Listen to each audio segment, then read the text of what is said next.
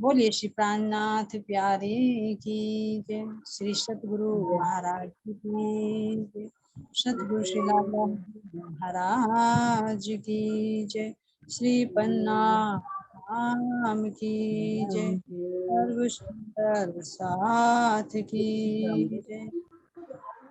कथा आरंभ होते हैं, सुनो साथ चित दे, भजो श्री राज श्यामा जी प्राणनाथ, सखी जीवन हमारे, श्री महामति कहे साथ जी, भया चर्चा का बखत, अब तुम सुनियो चित दे, लाल आगे आए बैठे इन तखत, लाल आगे आए बैठे इन तखत। बोले श्री प्राणनाथ प्यारे की जय, श्री सतगुरु महाराज जी की। तो सुंदर साथ जी,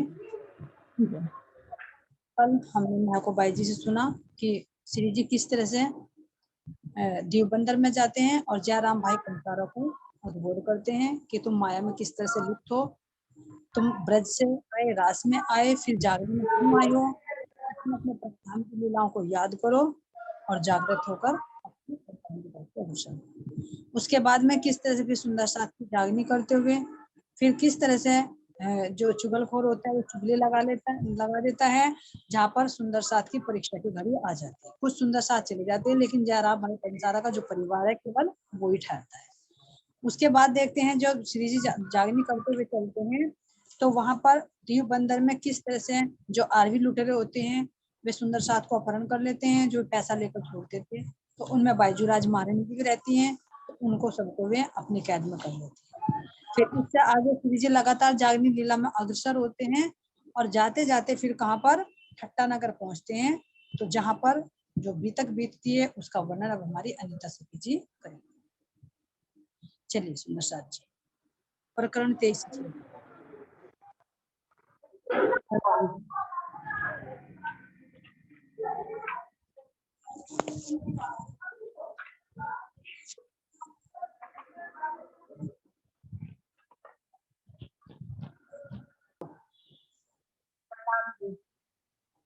सतगुरु महाराज की जय, प्राणनाथ प्यारे की जय। ठट्टा नगर का वेदांत। अब मैं कहूँ वितक सत्य की याद करो मोमिन, जो दिखाए खेल में तुमको बीच जिमी नासूत सुबान। हे साथ जी, अब मैं सत्य का वेदांत सुनाता हूँ, इसे आप अपने हृदय में धारण कीजिए। आपको अक्षरातीत श्री राज्य जी ने इस नश्वर संसार के अंदर यह खेल दिखाया है। श्री जी आए ठट्टे में रहे दिन 10 बार, फेरे लाठी बंदर आए हुए इत होशियार। श्री जी ठट्टा नगर में आए और 10-12 दिन तक रहे। उनके पश्चात लाठी बंदर आए और अपने कार्य के प्रति सावधान हो गए। विश्वास भट्ट मिलने आए, देव के दुकान उन आदर बड़ों की ओर थी, ऊपर की पहचान। देवा भाई की दुकान में श्री जी की भेंट विश्वासनाथ भट्ट से हुई। विश्वासनाथ भट्ट जी को लौकिक संबंध से पहचानता था। उन्होंने श्री प्राणनाथ जी का बहुत अधिक आदर सत्कार किया। यहाँ से चले नव में 17 दिन तक लगे तूफान आए, जहाज फेरे आए, जो था हुकुम हक सुभान। ठट्टा नगर से श्री जी नाव में चले। 17 दिन की यात्रा के पश्चात समुद्र में अचानक तूफान उठा, जिसके कारण नाव पुनः लौटकर ठट्टा नगर वापस आ गई। ऐसे श्री राज्य के आदेश से हुआ। फिर पधारे साथ वास्तव आजूज मोमिनो सो न भयो मिलाप, तो नव जाए न सकी फेरे ए आए आप। सुंदर साथ के लिए श्री जी को पुनः वापस लौटकर आना पड़ा, क्योंकि ठट्टा नगर में चिंतामणि लालदास आदि विराजमान थे। जिनके अंदर परमधाम की आत्मा थी, उनसे अभी भी श्रीराज जी की भेंट ही नहीं हो पाई। इसलिए नाव को पुनः वापस आना पड़ा था। उनकी जागने के लिए श्री जी को वापस आना पड़ा। फिर लाठी से कट्टा आए, नाथ दोषी मिला धाए, बंधन सो मुलाकात भाई उन अपने घरों पधारे। श्री जी लाठी बंदर में खट्टा नगर आए। वहां नाथ जोशी बहुत भाव से श्री जी से मिले। बंधनों भाई के श्री जी की भेंट हुई। उन्होंने श्री जी को अपने घर ठहराया। फिर जिंदादास मिले, सुने चर्चा भाई ठकुराई आए, और आए साथ से मेहर राज। पुनः श्री जी ने जिंदादास की भेंट हुई। उनकी पत्नी ठुकरानी बाई ने चर्चा सुनी। उनके ऊपर धामधनी की कृपा हुई और उन्होंने तारतम ज्ञान ग्रहण कर लिया। तब होने लगी चर्चा, बड़े आनंद भयो साथ। चर्चा करे जोश में जो जाके धनिया पकड़े हाथ। अब श्री जी के मुख्य अरविंद से चर्चा का प्रवाह पड़ा। सुंदर साथ चर्चा सुनकर बहुत आनंदित रहने लगे। धामधनी के जोश से होने वाली चर्चा को सुनने के लिए वही लोग आते हैं जिन पर धामधनी की कृपा होती है। इन समय लोग आवत चर्चा सुने को शोर पड़ा सारम, ए साथ आए ठट्टे सोम। इस समय चर्चा सुनने के लिए नगर में बहुत से लोग आने लगे। सारे नगर में इस बात का शोर पड़ गया था कि ठट्टा नगर में एक दिव्य महात्मा आए हुए हैं। सुने चर्चा राजी होवे,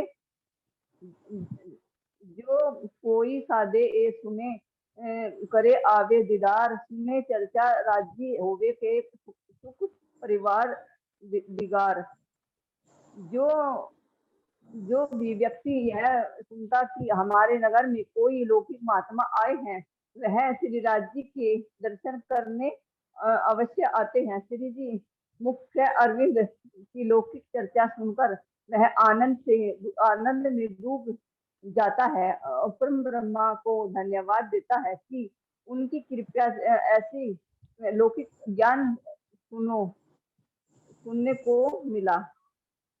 सुने साधे चिंतन रहे कबीर के धर्म, कहो कीजिए दीदार तिनका, देखो चर्चा उनके कर्म। श्री जी ने चिंतामणि नामक एक महात्मा के बारे में सुना जो कबीर के मत के सुनाए थे। सुंदर साथ जी ने श्री जी से आग्रह किया चिंतामणि से भेंट की जाए और देखा जाए कि यह क्या चर्चा सुनाते हैं। घरों गए उनके, तिनको पुकुरे मुलाकात, देखो ही पाए सुख वह करना लगा बात। श्री जी को सुंदरसात के साथ चिंतामणि ने निवास पर गए। उनसे भेंट की।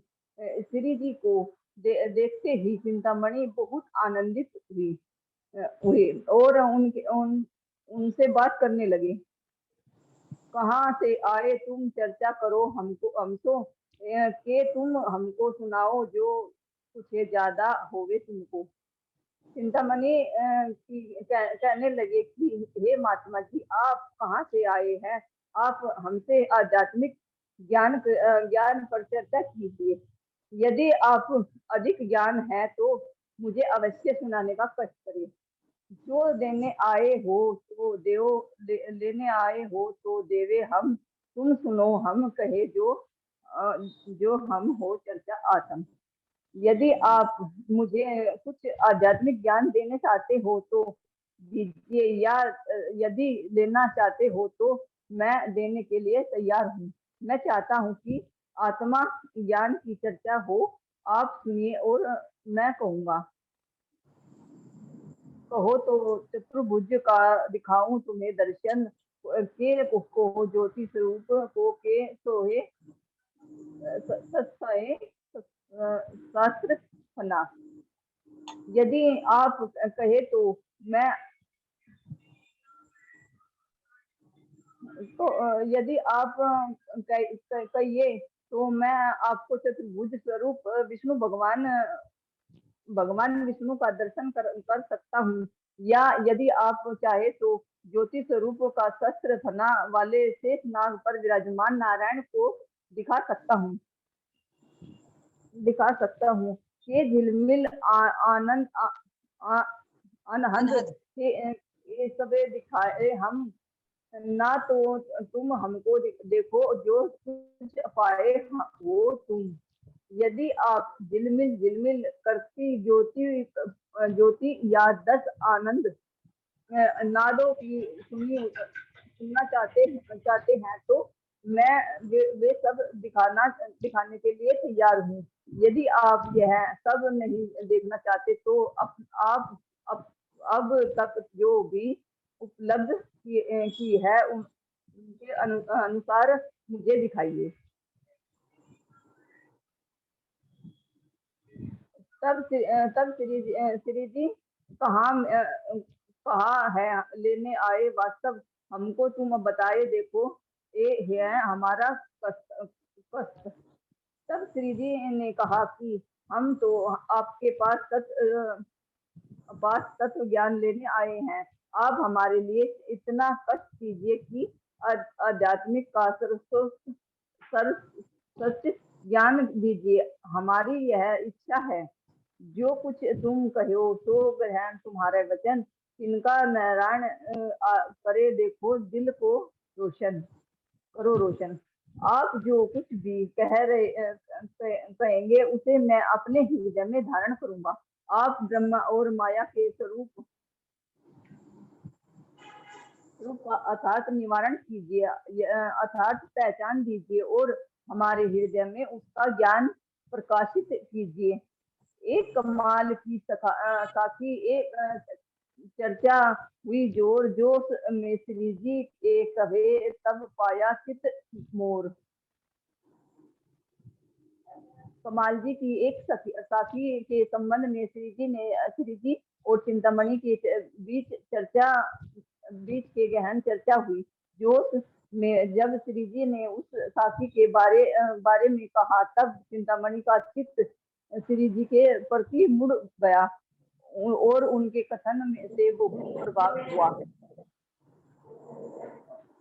काफी कहे कोड़ी ते हीरा से भया लाल, आधा भक्त कबीर है पूरा भक्त कमाल।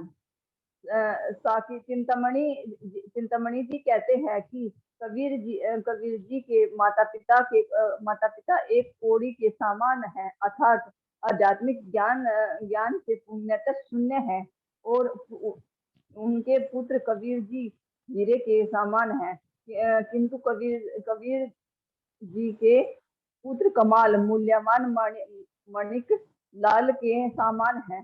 इस प्रकार कबीर जी आधे भक्त हो पाए और कमाल जी पूरे भक्त। तब श्री जी ऐसा कहा, तुम क्या जानो कबीर, तुम तो आधा भक्त इनको कहा, जो चित्त नाही तुम धीर। यह सुनकर श्री जी ने कहा कि ऐसा लगता है आपको कबीर जी की पहचान नहीं है, आपके चित्त में स्थिर नहीं है, इसलिए आप कबीर जी को आधा भक्त कह रहे हैं। कहाँ मंजिल कबीर की कहते अकल कमाल, तोलो तो देखो दोनों को कनक कैसा हाल।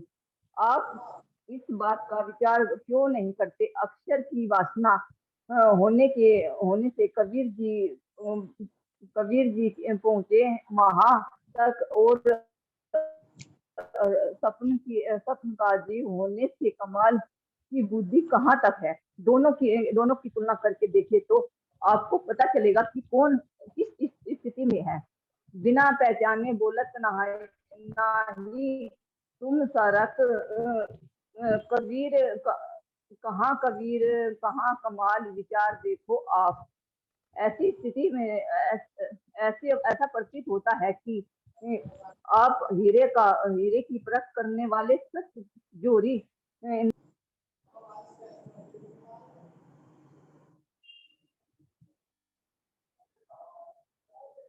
आप म्यूट हो गए।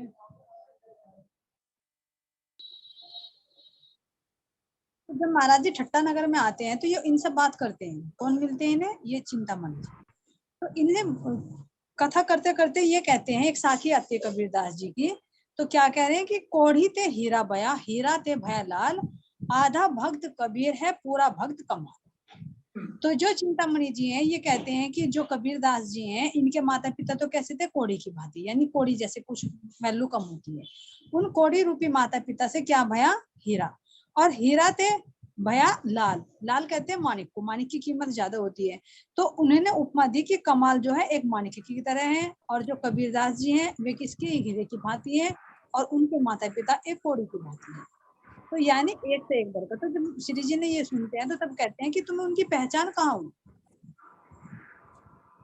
कि कमाल कहाँ पर है और कहाँ पर तुम्हारे ये कबीरदास जी। तो जब श्री जी ये बात सुनते हैं तो तब उन्हें कहते हैं, तब श्री जी कहिए तुम क्या जानो कबीर, तुम जो आधा भक्त इनको कहियो, जो चित नाही तुम थी।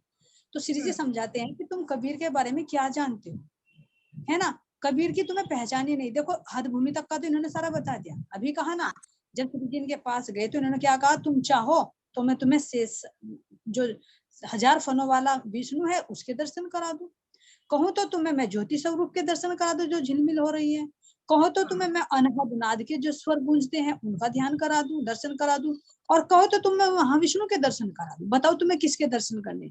लेकिन श्री जी ने कहा मुझे ये जादू नहीं चाहिए, ये चमत्कार नहीं चाहिए, मुझे तो तत्व ज्ञान बताइए, ज्ञान सुनने के लिए आया।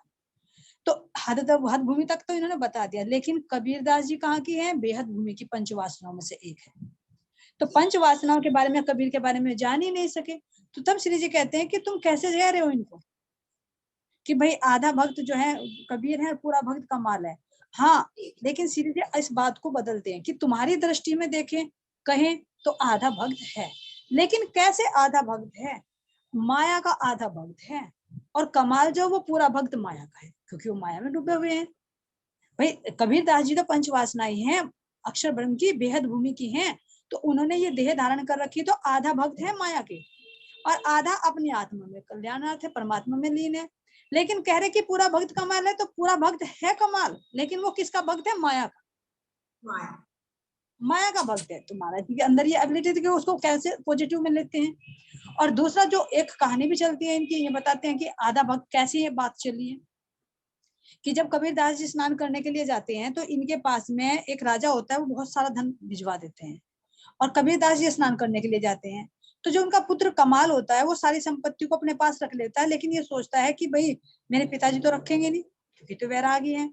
तो कुछ तो वे अपने घर में रख लेते हैं, और कुछ वे जो मांगने वाले आते हैं उनको दे देते हैं, मोहल्ले पड़ोस में बांट देते हैं। लेकिन जब वे स्नान करने के बाद आते हैं, जब देखते हैं अरे ये कहाँ से धन आया, तो कहता है कि इसको धन को बाहर निकाल, कुछ तो दे दिया।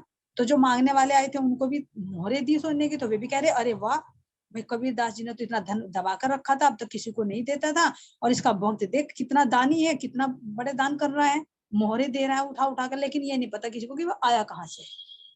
तो जो कुछ रख लिया कुछ बांट दिया। जो रहा कबीरदास जी ने अंदर जाके देखा कि घर में है, तो उन्होंने कहा कि या तो ये रहेगा धन या मैं रहूंगा यहाँ पर। तो फिर जबरदस्ती उन्होंने वो धन बाहर फेंकवाया। तो जब लोगों ने देखा अरे भाई कबाल तो है, सारे धन को बाहर फेंक रहा है, इसे तो माया से बिल्कुल भी मोह नहीं है, तो पूरा भक्त है। और कबीरदास जी ने देखो अब तक ये दबा कर रख रखा था। तो यहाँ से पूरी बात को ना समझने के कारण ही ये बात चल गई थी। तो इस बात की उन्होंने कहा चिंतामणि जी ने कि कोढ़ी ते हीरा भया, हीरा ते भया लाल, और आधा भक्त है, पूरा भक्त कमाल। तो इसकी पहचान श्री जी देते हैं कि तुम ये देखो कमाल की, तुम्हें कबीर की पहचान कहाँ है? कि कबीरदास जी तो हैं, कहाँ के हैं? ये बेहद भूमि के पंचवासनाओं में से एक हैं। तुम्हें इनकी पहचान नहीं है। अगर पहचान होती तो इनके जो ग्रंथ हैं, जैसे अलग अलग इन्होंने बीजक में बहुत सार दिया है, जो इनकी रचनाएं है कबीरदास जी की, तो उसमें उन्होंने एक साखी दी। वो कौन सी साखी है? कि एक पलक ते गमसो निकली, चहुदिस फैला पानी, तीन पानी दो पर्वत ढापे, दरिया लहर समानी, उड़ मक्खी तरवर पर बैठी, बिन पानी गर्भानी, और गर्भत ही भय 3 गुण, वह तो पुरुष अकेला। ने 3 गुण उससे हुए, लेकिन वह मक्खी के मक्खन आई, बिन पानी गर्भाणी, गर्भत ही भय 3 गुण, और वह तो पुरुष अकेला। कहे कबीर जो इस पद को बूझे, वो सतगुरु और मैं चेला। तो कबीर दास जी की जो साखी बीजक में सिर्फ श्री जी ने दी कि देख इसमें क्या कहते हैं। अगर तुझे कबीर की पूर्ण पहचान हो तो आधा भक्त नहीं बता। तो इसका महाराज जी ने कहा कि ये जो अंकेत दिए, देखो कबीर दास जी ने पूरी साक्षी दी हमारे ब्रह्मधाम, ब्रह्मात्मा की साक्षी, ब्रह्मधाम की साक्षी, कह दिया कि ब्रह्मधाम मेरे से 9 लाख कोस की दूरी पर रह गया। तो उसकी पूरी साक्षी देते हुए इस बीचक में से महाराज जी ने लिख लिया कि क्या कह रहे कि एक पलक से गंगसो निक्स, जो एक पलक है, यानी जो परम धाम में राज्य और श्यामा जी हम सब उस आनंद में मस्त है, लेकिन राज्य महाराज जी के हुक्म से अक्षर ब्रह्म इस सृष्टि की उत्पत्ति, यानी एक इच्छा उत्पन्न होती है कि सृष्टि बनो, तो राज्य महाराज जी के हुक्म से तो एक पलक से गंगसो निकली, चहुदिश फैला पाए, तो उससे चारों दिशाओं का पानी फैल गया, यानी वो इच्छा रूप जो राज्य महाराज जी के अंदर से हुक्म आया अक्षरों को कि तुम सृष्टि बनाओ, तो वो इच्छा पूरे संसार में फैल गई बाहर को। कह रहे वो पानी 2 पर्वत ढाक, तो उस पानी ने यानी उस इच्छा ने दोनों पर्वत को ढाका। कौन कौन से को? जो अक्षर ब्रह्म है और जो, तो वो किस में आ गए? माया की उत्पत्ति हो गई। तो इसलिए कह रहे वो पानी 2 पर्वत ढाके, दरिया लहर समानी। अब इससे आगे कह रहे उड़ मक्खी तरवर पर, तो जो ये मक्खी है, मक्खी की उपमा किससे दी गई? मक्खी की उपमा दी गई राज्य महाराज जी के हुक्म, कि जो राज्य महाराज जी का हुक्म है वो हुक्म रूपी मक्खी तरवर पर बैठी, यानी इस प्रकृति पर बैठ गई कि राज्य महाराज जी का हुक्म हुआ कि तुम सृष्टि बनाओ, तो उड़ मक्खी तरवर पर बैठी, यानी राज्य महाराज जी का हुक्म इस प्रकृति पर बैठा जिससे प्रकृति की बोलत अमृत वाणी, और फिर यहाँ की मीठी वाणी वो बोलने, वह मक्खी के मक्खन आई पानी गर्भानी। अब क्या कह रहे कि ये हुक्म रूपी जो मक्खी है, यह मक्खी के मक्खन, क्यों? क्योंकि इसने कह रहे कि किसी पुरुष को छुआ नहीं, ये तो स्वतः राज्य महाराज जी के हुक्म से इच्छा प्रकट हुई, तो ये किसी पुरुष का संग थोड़े किया, यानी जो सुमंगला शक्ति है, सुमंगला शक्ति से प्रकृति बनी, उसका स्वभाव है। तो कह रहे हैं कि वह मक्खी के मक्खन आए बिन पानी गर्भानी, और कह रहे हैं 3 गर्भे गुण तीनों जाए, उसके गर्भ से ही होते, यानी उसके अंदर से प्रकट होते हैं, तो कौन होते हैं? 3, तो 3 गुणों का प्रकट हो जाए और वह तो पुरुष। तो ये तो प्रकृति की उत्पत्ति हुई, लेकिन जो पूर्ण गुण परमात्मा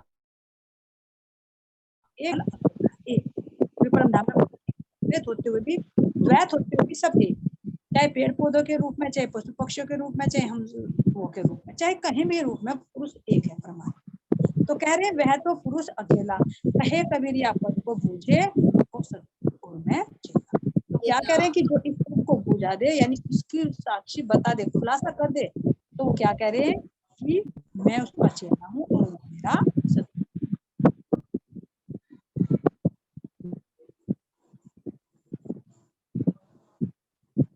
अब आगे महाराज जी जब इसका वर्णन करते हैं, तो अब इसकी साक्षी को सुनकर चिंतामणि तो सोचने पड़ जाते हैं कि भाई वास्तव में जो मतलब कबीर दास जी कहकर गए हैं, गुरु जी ने जो कहा, तो ये तो मेरे गुरु हैं भाई, जब कह रहे कि मैं सतगुरु और मैं चेला, तो तब उनकी अंतरात्मा थोड़ी जागृति आती है और फिर वे श्री जी के चरणों में समर्पित हो जाते हैं। और इतना कहकर जब श्री जी चल देते हैं वहां से, उनके चिंतामणि के तो हो जाते, क्योंकि उनकी तो आत्मा को छू गई है सब, भाई इतनी बुझे बातें तो आज तक किसी ने नहीं बोली।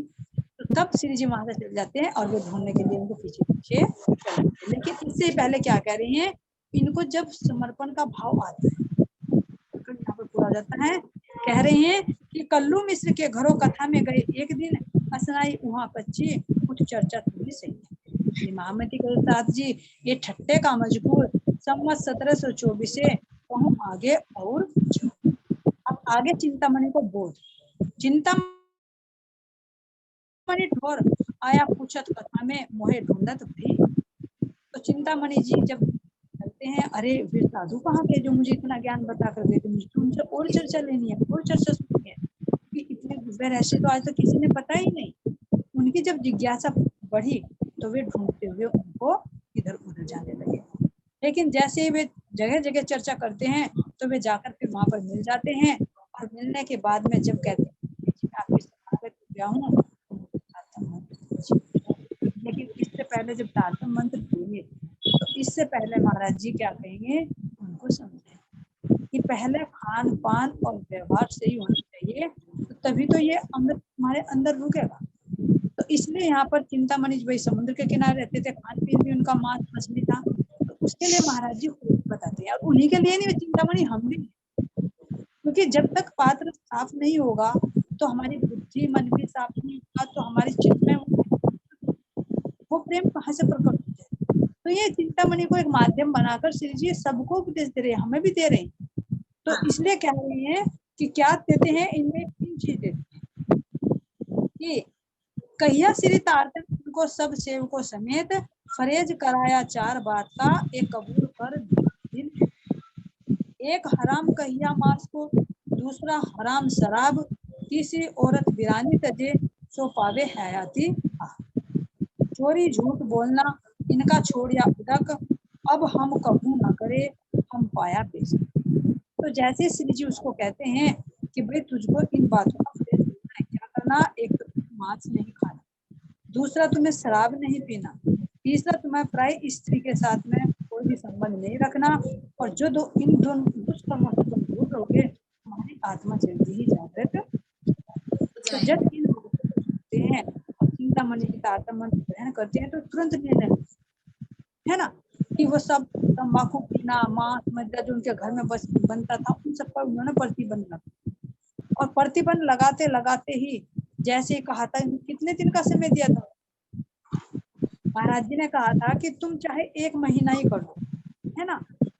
लेकिन उनको तीसरे दिन क्या हुआ, कुछ अनुभव, और अनुभव होने के बाद में कहने लगे कि तुम तो कह रहे कि इतने में मैं सारी जिंदगी के लिए छोड़, लेकिन जैसे ही वे सच्चे भाव से उन्होंने छोड़ा तो छोड़ते ही जैसे तारतम मंत्र सुनने लगे, चर्चा सुनने लगे, जब ब्रज और रास की अनुभूति, क्योंकि परम धाम की आत्मा, तो जहाँ पर निर्मल हृदय हुआ, समर्पण का भाव आया, तो उसकी आत्मा में रस मेल देते हैं।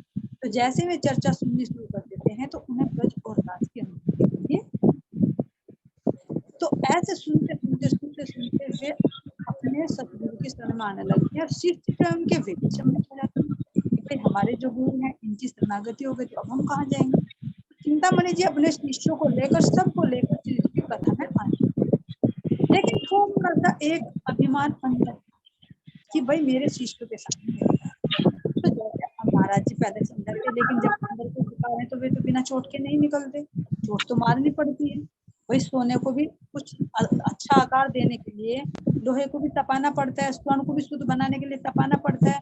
तो हमारे जीव की खंडनी, क्या बिना खंडनी के हमारा जीव भी तप जाएगा। तो जब चिंतामणि जी मंत्र लेने के लिए, चर्चा सुनने के लिए बैठते हैं, तो श्री जी उनके अंदर के दीवारों को देखकर उनकी खंडनी करते करते फिर चिंतामणि के अंदर जो अहंकार था खड़ा हो जाता है। तो वे कहते हैं कि श्री जी चाहे आप मुझे अकेले नहीं कह लो, लेकिन मेरे जो शिष्य बैठे हैं ना, तो इनके साथ मेरी थोड़ी सी लाज, लेकिन श्री जी तो जान रहे हैं, क्योंकि राजा महाराज जी उनके अंदर बैठे हैं कि थोड़ा सा समर्पण तो किया, लेकिन अभी आंट है, बीज है, ये रुकावट डालेगा मेरी आत्मा को उस रस में जाने की। जैसे भोजन करते करते पंकर, तो श्री जी ने सोचा इस पंकर को, तो उन्होंने कहा कोई बात नहीं भाई, हम तुम्हारी खंडनी क्यों करेंगे, हम डायरेक्ट इनडायरेक्ट रूप से बात कह देंगे। तो इस तरह से जब उन्हें पता लगा कि भाई इनके अंदर है, तो कहकर चले गए। लेकिन रात को जब श्री जी चर्चा करते थे तो वाणियां उतरती थी किरंतन की, तो उस समय फिर एक किरंतन उतरा, तो किरंतन उतरते उतरते उसमें जो वर्णन आता है, तो वो सारी जो घटना होती है वे चिंतामणि के ऊपर है ना, कि सुनो रे सत के बन जाओ, तुम्हें एक बात कहूं समझो, है ना। तो ये उसके लिए उद्बोधन उतरता है, और उनके अंदर जो था कि भाई मेरे अंदर ज्ञान है, मान है, गुमान है, तो जो उसके अंदर आता है, छोड़ो रे भाई मान गुमान ज्ञान पदवी है, एक गांठ जो छोटी खोली तो दूजी मोटी लगाई, सुनो रे सत के अंदर, बहुत सुंदर प्रकरण है ना। तो उस प्रकरण को सुनकर जब किरंतन उतरा और फिर सुबह चर्चा की गई उस पर सुंदर साथ में, तो उनकी तो आत्मा जागृत हो गई, क्योंकि जहां पर तीर मारते हैं राज्य, वहां पर तो लगने लगा। तो राज्य महाराज ने किरंतन उतरवाया किसके लिए था, विशेष रूप से चिंतामणि जी के, तो जैसे ही श्री जी वर्णन करने लगे और उस पर फिर चर्चा की अर्चा होने लगी, सुबह रात को कीर्तन उतरा, सुबह चर्चा होने लगी, तो वो शब्द उनके दिल में चुभ गए। और दिल में चुभते ही उन्होंने तो कहा, श्री जी मैं आपके चरणों में समर्पित हूँ, ये रहा मेरा अहंकार रहा काला कुत्ता, इसको ज्ञान की लाठी से मारकर भगा। तो उस दिन से ये अहंकार भी खत्म हो गया और वे पूर्ण रूप से श्री जी के चरणों में समर्पित हो गए। और आगे जब सेवा में चलते हैं तो 12 ब्रह्म मुनियों में इनकी गिनती होती है, जब वे औरंगजेब के पास। तो ऐसा समर्पण, ऐसे त्याग, देखो इतने बड़े जो शिष्य, इतने बड़े प्रकांड विद्वान, तो जिनके अंदर हमारी आत्मा है वही तो समर्पण कर सकती है। नहीं तो श्री जी के सामने तो और कितने जीव आए, वे सब छोड़ छोड़ कर चले गए, कोई अहंकार के। और तो और पन्ना जी से भी वापस आए काफी सुंदर सा। तो ये वास्तव में सच्चे ब्रह्म। तो धामधनी ने इनकी जागृति कराई, किस तरह से फ्रेज दिया, तो ये हम सब के लिए फ्रेज है, ये एक चिंतामणि के नहीं, हम सब चिंतामणि है, हमारे भी तक है। इस तरह से यहाँ पर इनकी जागनी हो जाती है। श्री महामती कहे साथ जी, ये ठट्टे की भी तक ए मेहर सैयों पर करी, साहिब सुभान अल हक, साहिब सुभान अल हक। श्री महामती कहते हैं कि सुंदर साथ जी, यह मैंने ठट्टे का वृतांत बताया है। पूर्ण ब्रह्म सच्चिदानंद अक्षरातीर्थ ने श्री जी के रूप में ठट्टा नगर में आकर जो हमारी परमधाम की सखी थी, उनको इस अज्ञानता से हटाया और अलौकिक ज्ञान देकर उनकी आत्मा को जागृत किया। प्रकरण 24 चौपाई 1051। आगे चलेगा श्री लालदास जी से श्री जी का मिलाप। बोलिए श्री प्राणनाथ प्यारे की जय, श्री सतगुरु महाराज की जय, श्री लालदास महाराज की जय, श्री पन्ना धाम की जय, सर्व सुंदर साथ की